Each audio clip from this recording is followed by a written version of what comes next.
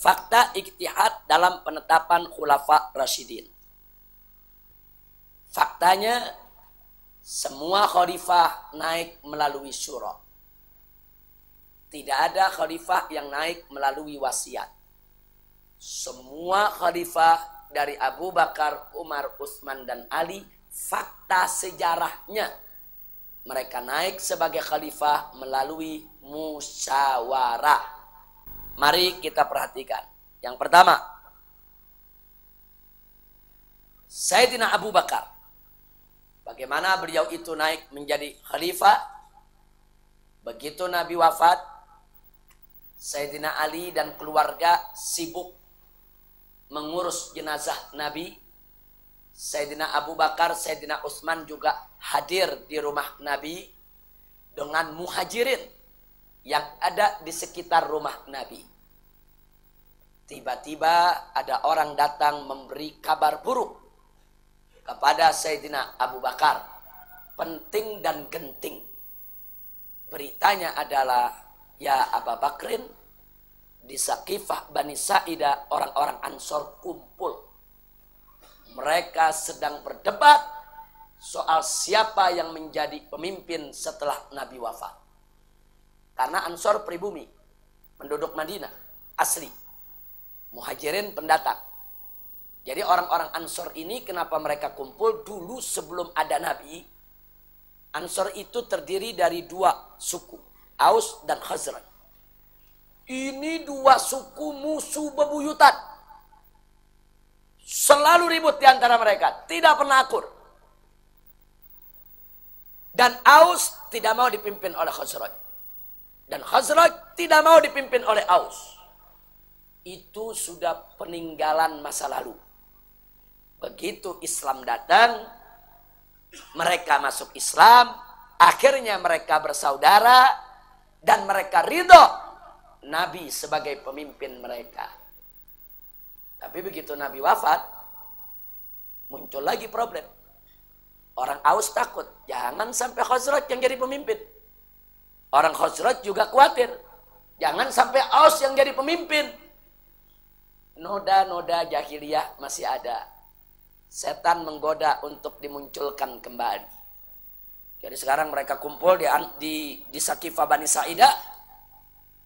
Orang-orang Aus mengatakan kami yang harus jadi imam. Orang Khazraj mengatakan kami yang harus jadi imam. Karena mereka merasa mereka yang pribumi, yang punya tempat, yang punya negeri. Nah, akhirnya karena mereka bertikai, pertikaian itu semakin sengit, ada orang khawatir terjadi pertumpahan darah. Sebab kalau itu dibiarkan bisa perang itu dua suku.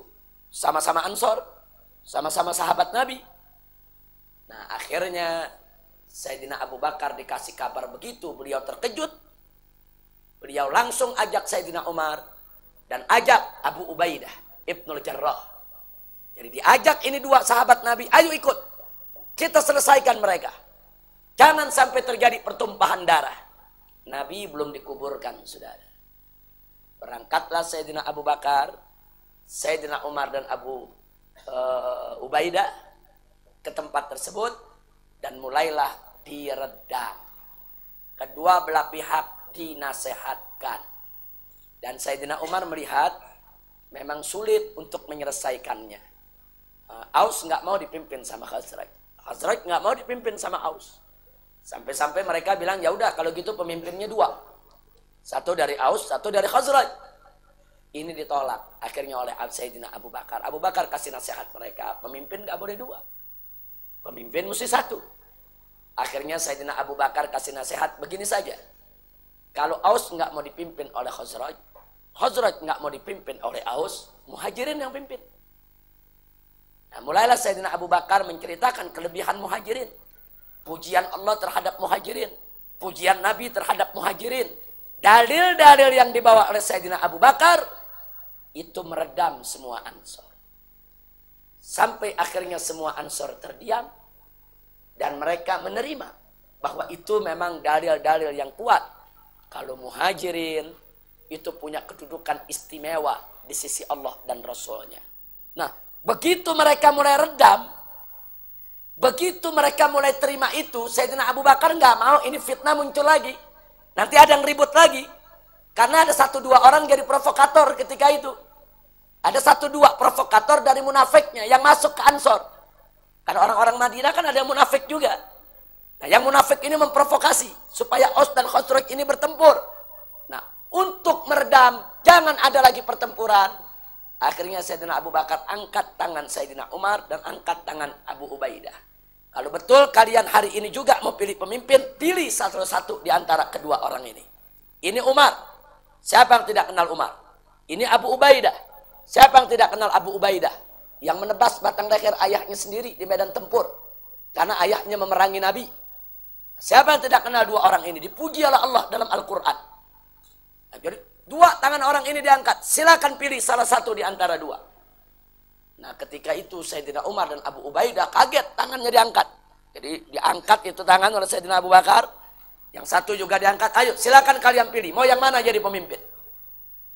Nah, ketika itu Sayyidina Umar tarik tangannya. Sayyidina Abu Ubaidah tarik tangannya. Sayyidina Umar mengatakan, ya Abu Bakrin, wallahi, kata dia, kalau memang ada yang berhak untuk menjadi pemimpin saat ini, nggak ada yang lebih baik daripada engkau. Ketika itu juga Sayyidina Umar jabat tangan Sayyidina Abu Bakar. Kau yang mesti jadi khalifah. Begitu Sayyidina Umar lakukan itu, seluruh Ansor rame-rame nyerbu Abu Bakar. Rame-rame selaman menerima Abu Bakar menjadi pemimpin. Selesai. Saya tanya, itu namanya musyawarah bukan? Jadi Sayyidina Abu Bakar lihat, ini nggak mau dipimpin ini nggak, ya udah nggak usah jadi pemimpin. Muhajirin aja tawarkan. Ternyata mereka terima kalau muhajirin. Diterima secara bulat. Cuman ada beberapa orang saja, khususnya yang munafikin, yang nggak mau terima. Tapi semua Ansor akhirnya hampir secara aklamasi menerima Sayyidina Abu Bakar sebagai pemimpin. Nah, begitu selesai, maka Sayyidina Abu Bakar dan Umar kembali lagi. Ansor pun ikut. Mereka semua mengurus daripada jenazah Nabi alaihi salatu wassalam. Singkat cerita, bahwa Sayyidina Abu Bakar Siddiq radhiyallahu ta'ala anhu yang menjadi khalifah itu diangkat melalui intikhab. Intikhab itu maksudnya pemilihan. Itu ada pemilihan di situ. Siapa nih? Ansor atau muhajirin. Nah, tapi pemilihan ini bukan kayak pemilihan umum zaman sekarang masuk kotak, masuk TPS pakai nyoblos. Enggak. Pilih langsung. Anda mau pilih yang mana? Mau Umar? Mau Abu Ubaidah? Ternyata semua akhirnya pilih Abu Bakar, saudara.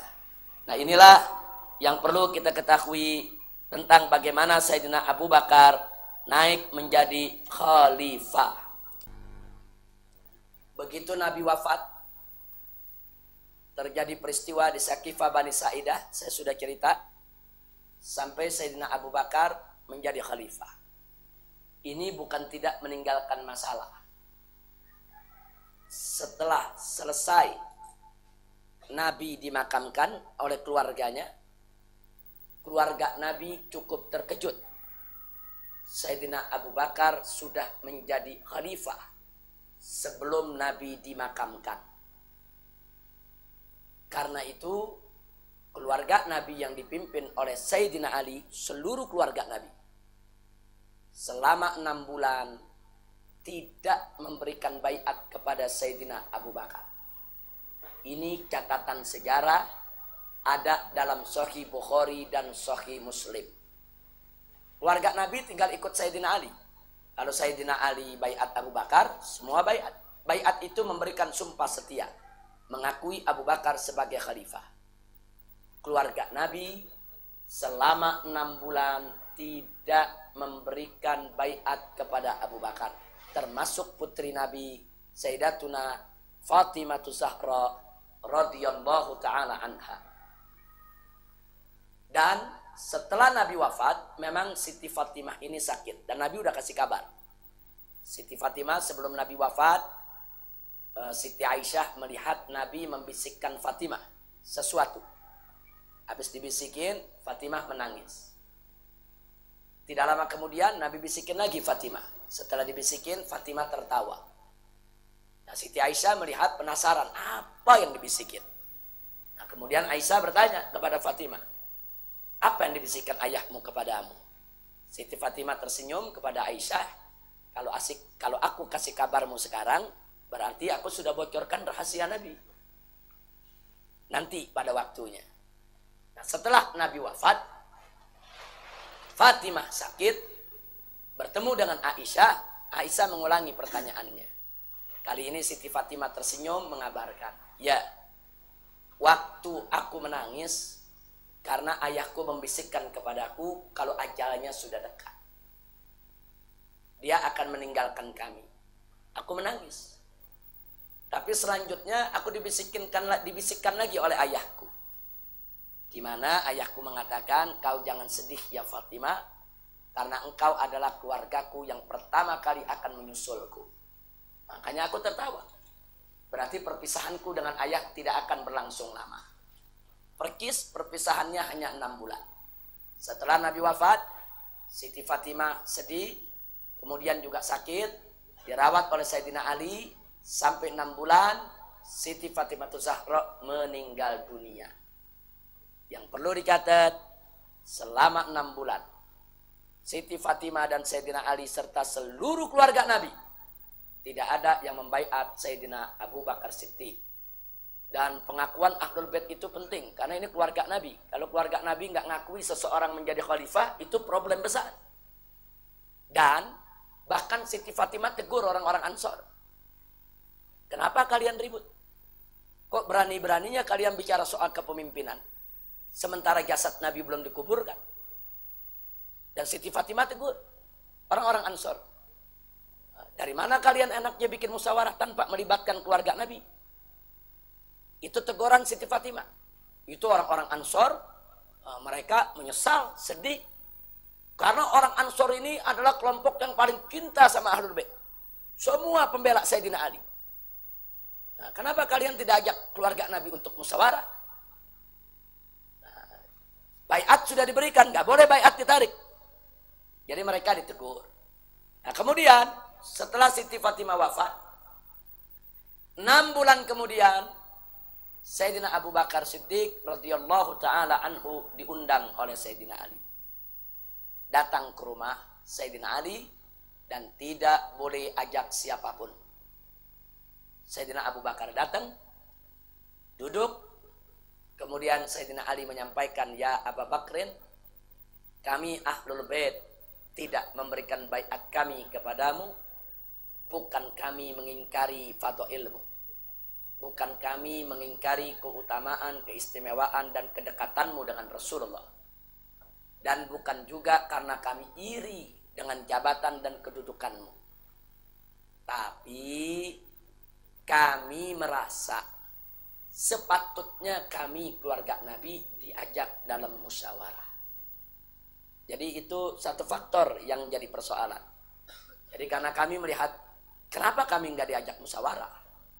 Nah itu yang membuat kami selama ini tidak memberikan baiat. Artinya satu pelajaran buat umat. Satu pelajaran, lain kali kalau mau musyawarah, lihat-lihat orang-orang yang layak diajak musyawarah, ajak musyawarah. Jangan musyawarah begitu aja Ahlul Bait ditinggal, nggak boleh. Ini pendidikan. Makanya Sayyidina Ali katakan, kami hanya melihat kami ini Ahlul Bait mestinya diajak musyawarah, bukan ditinggal.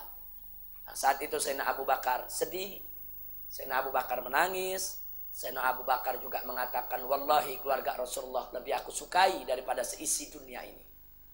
Bahkan Sayyidina Abu Bakar siap mundur kalau keluarga Nabi meminta beliau untuk mundur. Nah, di sini Sayyidina Ali menyampaikan, kau kumpulkan umat, kata Sayyidina Ali. Malam nanti kumpulkan seluruh umat di Madinah di dalam masjid, kami Ahlul Bait akan bicara di dalam masjid. Nah, Sayyidina Abu Bakar kumpulkan semua masyarakat penduduk Madinah. Sayyidina Ali kemudian berpidato menyampaikan dan memberikan baiat kepada Abu Bakar. Jadi Sayyidina Ali nggak ngasih baiat ngumpet-ngumpet, enggak. Jadi dari atas mimbar dikatakan kepada umat Islam, kami Ahlul Bait tidak pernah mengingkari keutamaan Abu Bakar. Kami tidak pernah mengingkari keutamaan, keistimewaan Abu Bakar. Hanya kami melihat sepatutnya kami diajak dalam musyawarah. Ini namanya mendidik umat. Supaya umat lain kali jangan seenaknya musyawarah tanpa melibatkan orang yang berhak untuk dilibatkan dalam musyawarah. Nah, setelah Sayyidina Ali menyampaikan baiat, jadi Sayyidina Ali mengatakan, setelah aku lihat bagaimana Sayyidina Abu Bakar memimpin, tegasnya, adilnya, arifnya, bijaknya, Sayyidina Abu Bakar layak untuk menjadi khalifah. Baru Sayyidina Ali memberikan baiat, dan seluruh keluarga Nabi, seluruh Bani Hashim, seluruh Bani Muttalib baru memberikan baiat kepada Sayyidina Abu Bakar. Hati-hati saudara, Bani Hashim, Bani Muttalib itu dua suku yang selama awal Islam itu paling membela Nabi. Itu keluarga Nabi semua. Nah, semenjak Sayyidina Ali sudah umumkan itu, clear, tidak ada masalah. Tidak ada masalah. Jadi nggak ada tuh. Jadi kalau dalam Syiah ceritanya suka dilebih-lebihin. Sayyidina Abu Bakar lah mau bakar rumah Siti Fatimah. Sayyidina Abu Bakar tendang pintu rumah Siti Fatimah. Siti Fatimah sedang hamil. Akhirnya kena perutnya, ada mismar, ada paku, sampai keguguran. Itu cerita-cerita di kalangan Syiah itu ada. Itu semua kita tolak. Tidak ada cerita macam itu. Tidak ada keributan, tidak ada pertikaian. Perbedaan pendapat, ya betul ada. Seperti Siti Fatimah protes kepada Sayyidina Abu Bakar. Jadi Siti Fatimah datang kepada Sayyidina Abu Bakar, aku minta warisan dari ayahku. Nabi punya tanah Fadak. Tanah Fadak itu biasanya dikelola, hasilnya buat Ahlul Bait Nabi, buat keluarga Nabi. Nah, karena Nabi meninggal dunia, Siti Fatimah minta itu tanah, Siti Fatimah yang mau kelola. Tapi ditolak oleh Sayyidina Abu Bakar. Sayyidina Abu Bakar mengatakan, wahai putri Rasulullah, aku ini dengar sendiri dengan kupingku, Nabi berkata bahwa para Nabi itu nggak meninggalkan warisan. Aku sendiri yang dengar Nabi ngomong begitu. Nabi itu tidak meninggalkan warisan. Aku nggak berani menentang apa yang sudah Nabi ucapkan. Jadi Sayyidina Abu Bakar tetap pegang itu tanah Fadak. Hasilnya tetap buat Ahlul Bait. Tapi tanah itu nggak boleh dikasih Ahlul Bait. Itu mesti negara yang kelola. Itu menurut pendapat Sayyidina Abu Bakar. Nah, tapi Sayyidina Siti Fatimah ketika itu kecewa. Karena Siti Fatimah nggak pernah dengar itu hadis. Kapan ayahku pernah bilang tidak meninggalkan warisan? Nah, kan Allah katakan dalam Al-Quran, yusikumullahu fi auladikum lidzakari mithlu hadzil untsayain. Siti Fatimah berpegang kepada ayat Quran. Al-Quran yang menyatakan anak dapat warisan dari ayahnya. Aku nggak pernah dengar ayahku mengatakan tidak meninggalkan warisan. Nah, ini namanya perbedaan pendapat. Siti Fatimah berpegang kepada kepada ayat Quran. Abu Bakar berpegang kepada hadis. Siti Fatimah meragukan itu hadis. Apa betul? Tadi kan kita udah belajar soal perbedaan pendapat. Kalau ada hadis, satu ulama terima, ulama lain gak terima. Kira-kira bisa berbeda gak? Di sini begitu juga. Sayyidina Abu Bakar dengar itu hadis. Siti Fatimah gak dengar itu hadis. Nah, makanya Siti Fatimah, setelah itu Siti Fatimah mengatakan, ya sudah, kalau kau berkeras tidak mau berikan itu tanah kepada kami, maka aku tidak lagi mau melihat engkau ya Abu Bakar. Kecewa Siti Fatimah. Tapi Abu Bakar juga bersumpah. Demi Allah ya putri Rasulullah, aku bersumpah kalau aku tidak akan meninggalkanmu. Jadi ini menarik. Yang satu bersumpah, ente jangan lihat aneh. Yang satu bersumpah, aneh mau lihat ente terus. Nah, jadi memang mereka ini sebetulnya saling cinta. Ada perbedaan pendapat. Itu biasa. Tidak ada persoalan. Dan Sayyidina Abu Bakar pun tetap itu tanah hasilnya dikasih kepada Ahlul Bait. Begitu Sayyidina Abu Bakar wafat, naik Sayyidina Umar. Itu hasil tanah tetap dikasih Ahlul Bait. Begitu Sayyidina Umar wafat, naik Sayyidina Utsman. Hasil tanah Fadak tetap dikasih Ahlul Bait. Begitu Sayyidina Ali naik, suami Siti Fatimah Zahra, tetap itu tanah nggak dikasih ke tangan Ahlul Bait. Tetap negara yang pegang, dikelola, hasilnya baru dikasih Ahlul Bait. Nah, berarti empat khulafa nggak berbeda. Nah, cuman dalam konteks itu Sayyidina Ali tetap menghormati pendapat istrinya. Istrinya berpegang kepada ayat, ada dalil. Nah, Sayyidina Abu Bakar sebagai khalifah berpegang kepada hadis, ada dalil. Terjadi perbedaan pendapat. Tapi yang menariknya, walaupun mereka berbeda, hasilnya tetap buat Ahlul Bait. Itu nggak ada perbedaan. Hasil daripada tanah itu tetap untuk Ahlul Bait. Yang berbeda pengelolanya. Siti Fatimah pengen ambil ngelola sendiri. Sayyidina Abu Bakar melihat ini mesti negara yang kelola. Dan seterusnya. Nah, jadi dalam kejadian seperti itu jangan kita besar-besarkan. Wah, ini dibesar-besarin. Wah, ini Abu Bakar kurang ajar nih sama putri Nabi marah tuh sampai disumpah-sumpahin. Wah ini Abu Bakar musuhan ini sama Fatimah ini. Enggak ada saudara, itu cerita semua bohong. Perbedaan pendapat memang terjadi. Saya tanya, sahabat beda pendapat wajar tidak? Sayyidina Ali dengan Abu Bakar beda pendapat wajar tidak?